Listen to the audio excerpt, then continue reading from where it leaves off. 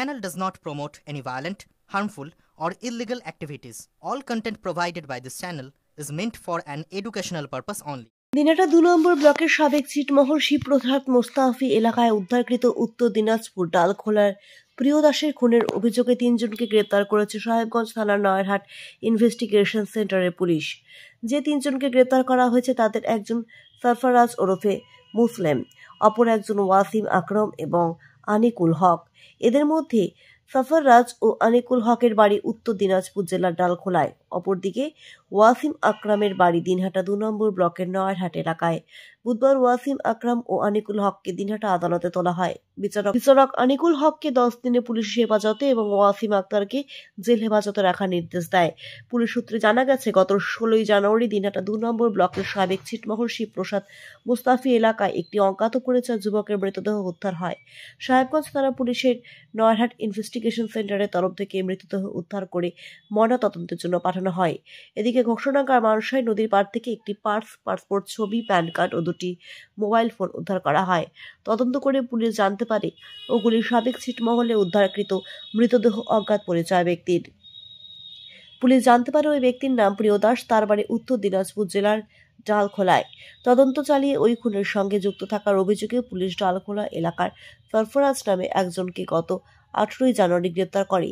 Police তাকে আদালতে তুলে 10 দিনের পুলিশি হেফাজতে নেয়। এরপর তদন্ত চালিয়ে ডালখোলার আনিকুল হক এবং দিনহাটা নয়ারহাটের ওয়াসিম আকরামকে গ্রেপ্তার করে পুলিশ।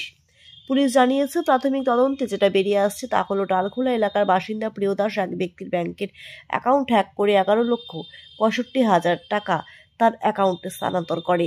পরে সেই টাকা তার অ্যাকাউন্ট থেকে অপর একজনের অ্যাকাউন্টে স্থানান্তর করে। এরপর দ্বিতীয় ব্যক্তির অ্যাকাউন্ট থেকে 6 লক্ষ টাকা তুলে নেয় প্রিয় দাস। এরপর 3 জন ব্যক্তি ডালখোলায় প্রিয় দাসকে মাদক দ্রব্য খাইয়ে সেই টাকা হাতিয়ে নেয়। সেই 3 জনই একটি বুলেরো গাড়ি করে তাকে কোচবিহারে নয়ারহাটের সাবেক ছিটমহল শিবপ্রসাদ মুস্তাফি এলাকায় নিয়ে আসে। তারপর তাকে শ্বাসরোধ করে খুন করে একটি কালভার্টের নিচে ফেলে দেয়। এদিকে তদন্ত করে গত 18 জানুয়ারি ডালখোলায় গিয়ে পুলিশ সরফরাজকে গ্রেপ্তার করে। তাকে জিজ্ঞাসাবাদের পর ওয়াসিম আকরাম ও আনিকুল হককে গ্রেপ্তার করা হয়। এদিন তাদের আদালতে তোলা হলে বিচারক আনিকুল হককে 10 দিনের পুলিশি হেফাজতে এবং ওয়াসিম আকরামকে জেল হেফাজতে রাখার নির্দেশ দেন। এই বিষয়ে জেলা পুলিশ সুপার দ্যুতিমান ভট্টাচার্য বলেন, দিনহাটার শিবপ্রসাদ মুস্তাফি এলাকায় যে অজ্ঞাত পরিচয় ব্যক্তির মৃতদেহ উদ্ধার হয়, প্রথমে তার কোনো সূত্র ছিল না। সাহেবগঞ্জ থানা নয়ারহাট ইনভেস্টিগেশন সেন্টারের ওসি অজয় রায় এবং তার সহযোগীরা তদন্ত চালিয়ে এই খুনের রহস্য উদ্ঘাটন করেছে এবং 3 জনকে গ্রেপ্তার করেছে। এটা পুলিশের বড় সাফল্য।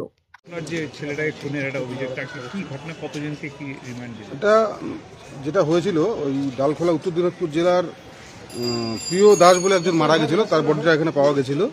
তো প্রথমে আমরা সরফরাজ বলে একজনকে অ্যারেস্ট করতে পেরেছিলাম এবং তাকে 10 দিনের রিমান্ড নেওয়ার পরে তার কাছ থেকে কয়েকজনের নাম উঠে এসেছে এবং তার মধ্যে আমরা 2 জনকে অ্যারেস্ট করেছি এবং আজকে তাদের প্রোডাকশন ছিল এবং 10 দিনের আমরা রিমান্ড চেয়েছিলাম। লার্নেট কোর্ট একজনের রিমান্ড অ্যালাউ করেছেন, আরেকজনের করেননি কিছু কাগজের জন্য, এবং আরও কিছু লোক এর মধ্যে ইনভলভ আছে যাদেরকে আমরা অ্যারেস্ট করার চেষ্টা করছি আর কি। তো আর বেল পিটিশন যেটা করেছিল সেটা নাকচ করেছেন লার্নেট কোর্ট। 10 দিনের রিমান্ড অ্যালাউ করেছে। আনিকুল বলে একজন, আনিকুল হক, ডালখোলায় বাড়ি। ও 10 দিনের রিমান্ডে আছে, এখনো রিমান্ডে আছে। ওর কাছ থেকে এই নামগুলো এসছে। 10 দিনের জন্য চেয়েছিলাম। ওয়াসিম আকরামকে লার্নেট কোর্ট অ্যালাউ করেনি কিছু কাগজের জন্য, শুধু একজন ডালখোলার যে যিনি আছেন ওনাকে অ্যালাউ করেছে। এটা কি করেছিল মূলত? এরাই মেন ইনভলভ ছিল এখানে মার্ডারে।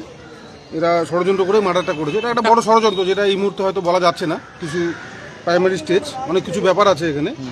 তো এরা একটা বড় ষড়যন্ত্রে জড়িত ছিল। তাদের মধ্যেই কিছু টাকা দিয়ে এদেরকে সুপারিশ দিয়ে মার্ডারের জন্য ইনভলভ করা হয়েছে এবং এটা মার্ডারে জড়িত আছে, আমাদের কাছে তাই আছে। আমার নাম সংগ্রাম দেব।